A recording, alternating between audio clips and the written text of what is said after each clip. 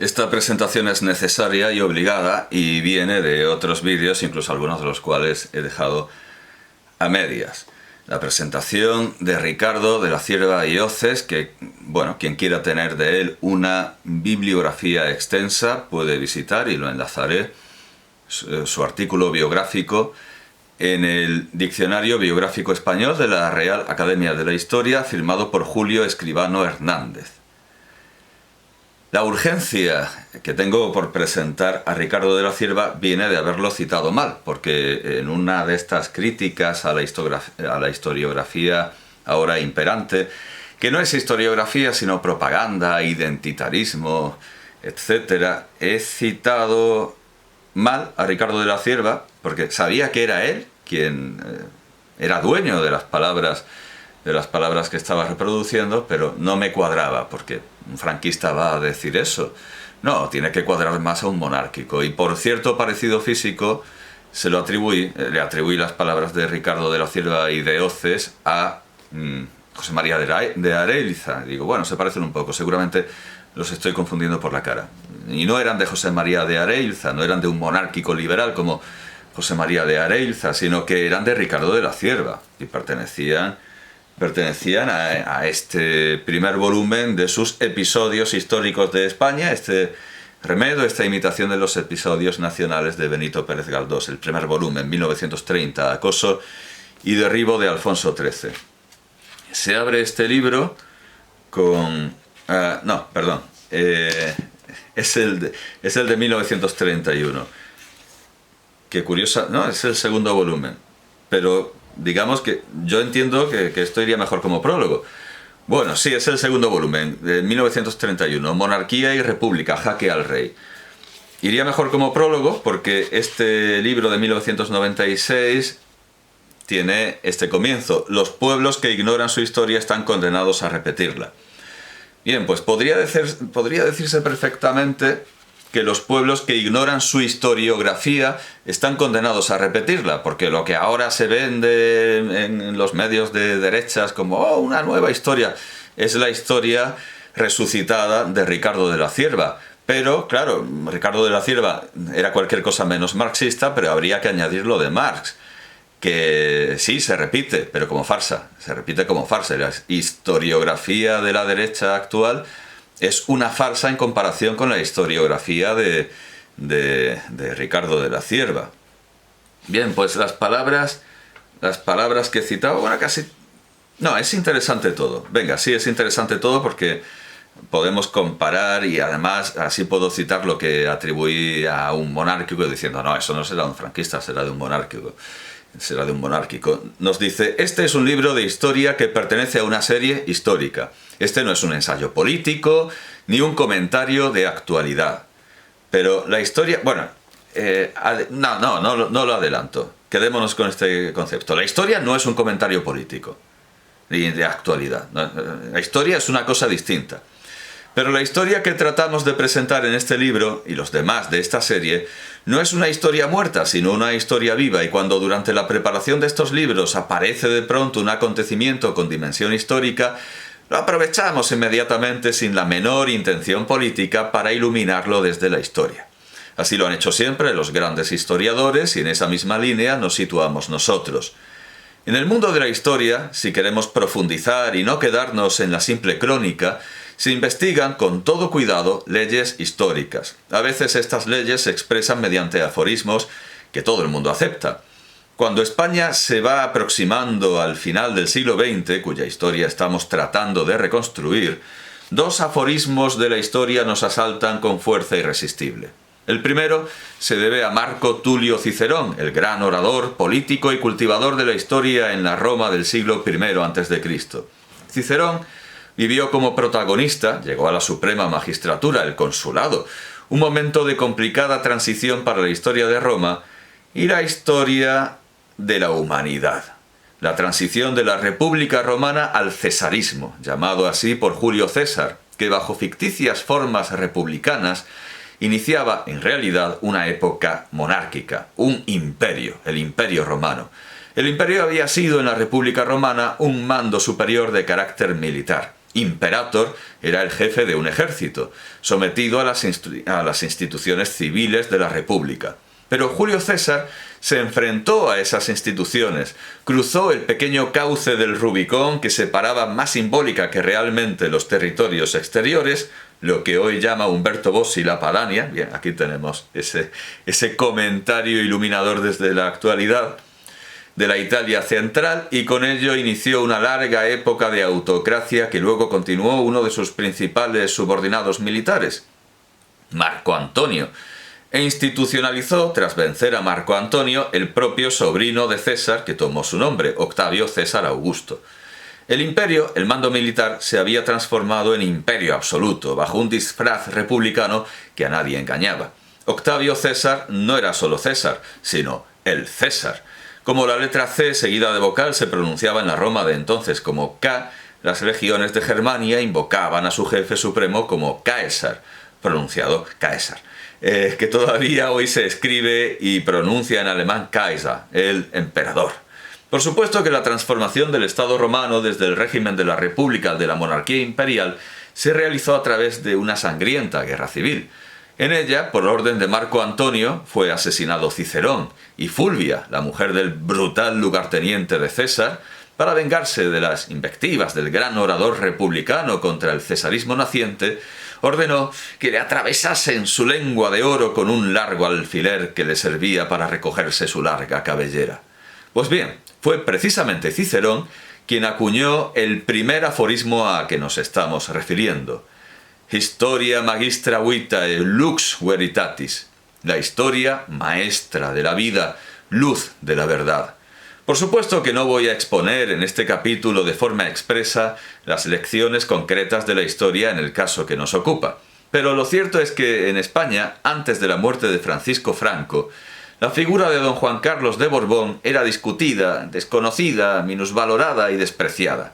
El líder comunista Santiago Carrillo, que se creía en 1974-1975 árbitro del futuro, se hartaba de insultar al príncipe, en ocasiones con términos sencillamente soeces, mentándole al padre.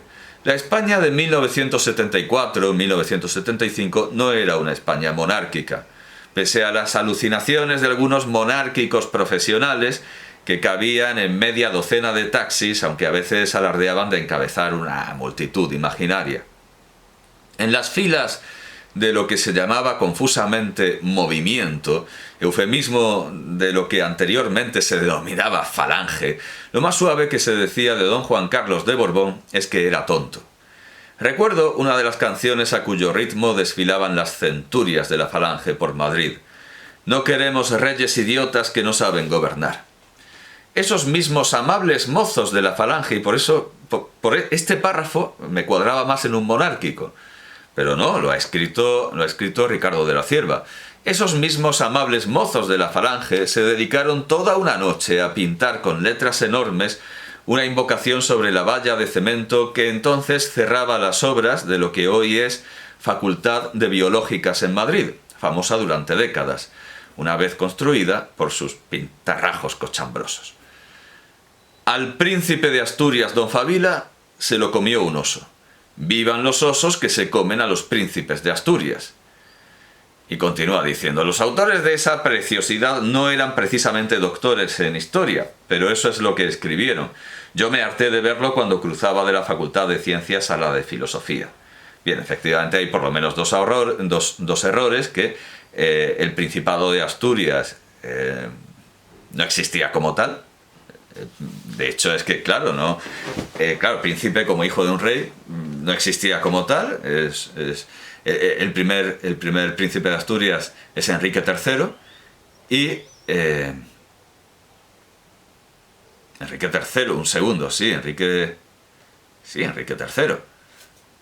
Lo voy a tener que mirar otra vez. Pero vamos, yo creo que el príncipe de Asturias, el título de príncipe de Asturias... Bueno, y el otro error es que Favila ya era rey cuando se lo comió el oso, según la crónica albeldense. Príncipe de Asturias, vamos a ver, creo recordar que Enrique III, pero lo creó Juan I de Castilla para Enrique III de Castilla el Doliente, para Enrique III el Doliente. Bien, pues claro, aquí un franquista está dejando mal a los franquistas, a estos falangistas que eran unos burros en materia de historia, y desde luego a estos falangistas, por muy del movimiento que fueran, pues no los considera dotados para hacer historia, como hoy en muchos canales populares democratizados sí se considera que cualquier fachilla, por el hecho de ser fachilla, ya puede hacer historia y puede ilustrarnos sobre una visión. No, la historia es una cosa seria. El caso es que yo no terminé la colección, solo tengo los 2 primeros volúmenes, no sé cuántos más hay, porque a pesar de que es interesante, cuenta anécdotas como esto de que veía bueno, yo no, Ricardo de la Cierva tuvo un descrédito enorme ante mí, él mismo se desacreditó, porque sacó y eso tiene que venir en el artículo, en la biografía de la Real Academia de la Historia, sacó un libro que yo ojeé en el Corte Inglés de Jaén, sacó en 2003, estoy viendo, sí, en el año 2003 sacó, bueno, en el año 2002 sacó Historia de España, 800.000 antes de Cristo, 2002 después de Cristo. Guía imprescindible para jóvenes, Madrid Fénix 2002. Luego, Historia total de España, del hombre de Altamira al rey Juan Carlos, lecciones amenas de historia profunda, Madridejos Fénix 2003. Y la que creo que yo vi, que me horrorizó absolutamente, y me dije, no, aquí no entra más Ricardo de la Cierva, Historia de España para niños, para leer con vuestros padres y abuelos, ilustrada por Mario Jiménez. Sí, es esta, ilustrada por Mario Jiménez, Boadilla del Monte, Fénix 2003, que tuvo 11 ediciones, aunque la 11ª se anuncia como edición revisada, a lo mejor corrigieron algo. He dicho, venga, para hacer la broma, si está a €1 o a €2 la compro. No, sigue siendo un bien preciado esta, no sé si esta historia para niños y abuelos, no sé si a lo mejor la puedo conseguir en PDF, porque alguien la haya... no, tendría que añadir historia... nadie la ha digitalizado. Me pareció un absoluto error. Bueno, añado, Ricardo Cierva, no un error, un horror, porque ahí todo estaba muy bien premeditado. Estaba hecho con premeditación y alevosía. Era un producto comercial para abuelos fachillas, para que se lo regalaran a sus chavales, a sus churumbeles, a sus chiquillos. Estoy viendo a ver si... Además las ilustraciones son como de Enciclopedia Álvarez. Tienen un tono triste y franquista. En la portada ya sale un niño con una carabela. Es la reedición, o es el prototipo, el arquetipo de la educación histórica que muchos quieren que se dé ahora, que es volver al franquismo. O sea, es esta historia, Editorial Fénix, claro, nunca mejor dicho, porque renace. Bueno, pues esta historia es una historia franquista, para niños, pero creo que yo solo he visto una página, pero me horrorizó tanto esa página que dije, no. Se me abrió por la página, bueno, supongo que vería más, así, sí, Colón y tal. Bueno, se me abrió por la página en la que reproducía, con este estilo franquista relamido, reproducía la portada de ABC que daba cuenta de los juicios de Nuremberg. Aquella famosa portada de ABC, que eso, desde luego, sí que es un error. Hacerlo en 2003 ya no es un error, La portada de ABC... con las lanzas o con la rendición de Breda o de Breda de Velázquez, para decir que los españoles, si hubiéramos vencido esa guerra, habríamos tratado con magnanimidad al vencido que eran los criminales de guerra nazis.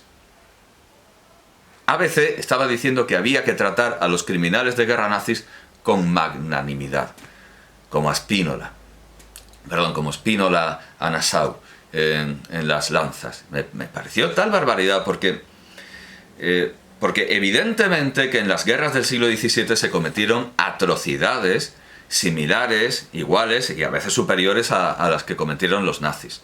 Las guerras del siglo XVII, las guerras del siglo XVII eran horrendas, crudelísimas y, como digo, a veces podían superar la imaginación de los nazis.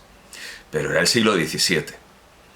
ABC publica esta portada diciendo que hay que tratar a los nazis con magnanimidad en los años 40, cuando todavía no se sabe muy bien si esto es un juicio político, si lo de los campos de concentración, no se sabe. Bueno, bien, es un error decir que a los nazis hay que tratarlos con la magnanimidad que se ve en las lanzas. Es un error enorme que cae sobre las espaldas de ABC. Pero en 2003, decir que los juicios de Nuremberg fueron politizados y que los nazis eran unos contendientes como otros cualquiera, que no quisieron serlo. La Wehrmacht, de acuerdo, pero las SS no eran contendientes como otros cualquiera y de hecho, evidentemente, no respetaron ni una coma de la Convención de Ginebra. Es que estoy pensando, ¿la de Ginebra o la de Viena? Da igual. se pasaron por... la de Viena, ¿cuál es? La de los... la Convención de Viena... No, señalización vial, ¿no? Hombre, por Dios, la Convención de Viena.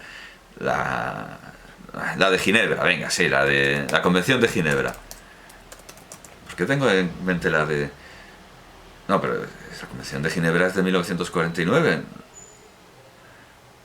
Claro, a raíz de... Claro, el concepto de crimen de guerra... Un segundo, que me acabo de liar. El caso es que los nazis no respetaron nada. Las SS no respetaron nada. La Wehrmacht se puede considerar un cuerpo de ejército, pero hombre, no, la Convención de Ginebra. ¿Qué clase de Google es este? La Convención de Ginebra es de 1949, después de... Convenios de Ginebra, vamos a ver. 1864, claro, esto es.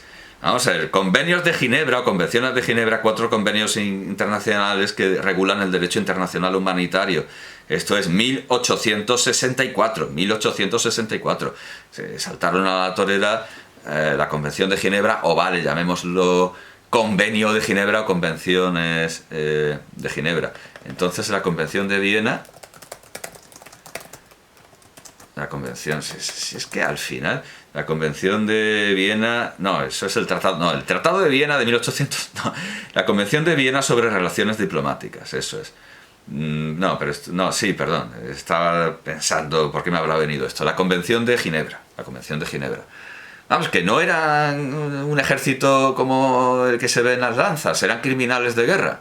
Y había cuerpos enteros dedicados al crimen de guerra, como las SS. Así que decir, no, los españoles habríamos tratado bien a los nazis, y de hecho muchos se vinieron aquí, y luego no los extraditamos a los países que los pedían. Me parece una barbaridad, me parece una brutalidad. Decir, no, los nazis es que no eran para tanto, es que hay mucha política y mucho rojo. Pues eso es lo que le dices a tus nietos, pues... ese libro tuvo mucho éxito, sin embargo, no achaco a este libro de La Cierva toda esta falsa historiografía que nos invade, de animaciones y de... Bueno, no achaco a este libro de La Cierva el que haya ahora un señor con un coche tuneado ahí, escuchando música basura. Estas cosas salen por la ignorancia y no por leer. Yo creo que a nadie habrá hecho facha el libro de... A nadie habrá hecho fascista ni pronazi el libro de Ricardo de la Cierva, porque primero tendrán que habérselo leído. Pero bueno, estoy abierto a consejos. En plan, mi abuelo me regaló la historia, ¿cómo es? La historia de España para niños, para leer con vuestros padres y abuelos. Lo leí con mi abuelo y ahora estoy en Fuerza España, o ¿cómo se llama? En Acción Nacional, o... Bueno, ahora voto a Le Pen, ¿verdad? Me sentaba con mi abuelo y ahora voto a Le Pen. No creo que eso ya se haya producido, de verdad. Es como lo de... Es que Nietzsche hace asesinos y Hitler leía a Nietzsche y... No. No lo creo, pero si alguien tiene experiencias en contra... Bueno, el caso es que a partir de ahí me dije, no, nada más de Ricardo de la Cierva, porque aunque tenga cosas divertidas, entretenidas, lo que se quiera, no. Eso de hay que tratar con magnanimidad a los nazis, dicho en 2003 y encima dicho a los niños... No, vamos, a lo mejor alguien dirá, no, es que te pasas mucho, eres muy exigente, no quieres... Es que no quieres que se apoye a los nazis. No sé, eso es ser exigente, pero... Como siempre hago, pues cambié enteramente mi juicio cuando pude hacerme, sin saber que era de Ricardo de la Cierva, cuando me hice con esta Vida de Franco, de ABC, digamos que como la vida oficial de Franco, ¿verdad? La de ABC, la de la Asociación de Prensa Española, publicada por Blanco y Negro. Bien, pues me hice con esta Vida de Franco en un solo volumen, porque Ricardo de la Cierva también tiene una Vida de Franco en 6 volúmenes. Eso ya es mucho Franco. Aquí está todo y está bien. Y bueno, como digo, la historiografía se repite. Los pueblos que no conocen su historiografía están condenados a repetirla, y también su arte, porque en este volumen, hecho de fascículos amorosamente encuadernados, pues se repiten los vítores y los elogios entusiastas al típico pintor de batallas, que ahora es Ferrer Dalmau, y en este tiempo pues es Antonio Colmeiro. Y entonces cada 2 por 3 se nos dice magnífica escena reproducida tal como fue. Bueno, esto no, esta simpática escena familiar es de Fernando Rubio. No, pero el ilustrador de todo el volumen en general es... Bueno, esto es de Zuloaga, Bueno, en fin, que... Sí, está firmado y dice no sé qué de Franco, pero vamos, sí, que esto es Zuloaga. Bueno, pero que en general el pintor de batallas es Antonio Colmeiro. Aquí vemos a la niña que saluda a Yagüe en Barcelona, pero todo esto está sacado de fotografías, como la pintura contemporánea de Ferrer Dalmau. Claro, los tercios y tal, no, pero la pintura contemporánea de los pintores de batallas actuales son fotografías que no cambian el encuadre, ni son fotografías pintadas. A ver si veo algo. Lo que pasa es que es como papel biblia. Bueno, por ejemplo esto.